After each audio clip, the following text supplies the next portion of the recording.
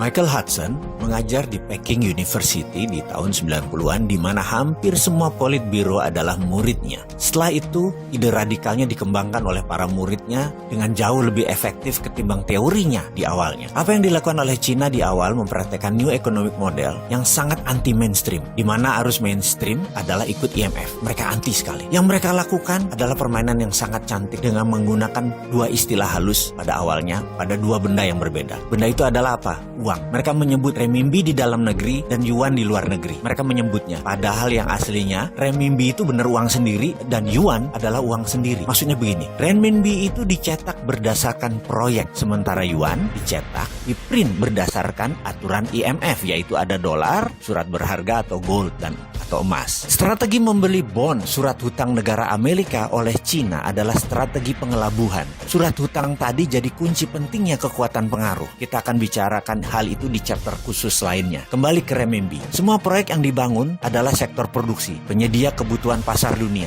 Dan sejak tahun 1980 terus dikawal dengan ketat print renminbi tersebut. Lalu bagaimana Cina menguatkan nilai yuan? Ini kita harus mengambil pelajarannya. Begini ilustrasinya. Kita, negara Indonesia, sepakat akan meningkatkan nilai rupiah. Maka kita menggunakan platform bernegara yang namanya Spice Road atau Spice Road Initiative. Ini hanya contoh. Sekali lagi, ngapunten loh ya, hanya supaya bisa mengerti aja. Inisiatif jalur rempah tadi punya strategi yang sama, yaitu punya rupiah biru yang dicetak berdasarkan proyek, sementara kita mempunyai rupiah merah yang berdasarkan aturan IMF. Lalu kita mencari proyek, kita kirimlah kaum lobis ke berbagai negara tetangga kita terutama, misalnya ke Papua Nugini. Di sana kita cari calon pemimpin baru dan kita harus mempunyai kaki dalam tanda petik di sekitar pemimpin baru tersebut. Kemudian ketika Perdana Menteri baru Papua Nugini tersebut dilantik, maka sarankan dia untuk membuat proyek yang banyak dan kalau bisa jangka panjang, seperti jalan tol, pelabuhan, bandara, buat dam, pengairan, juga power energy atau power plant untuk listrik. Kita akan biayai proyek mereka tersebut 100%. Katakanlah kita dapat proyek $100 billion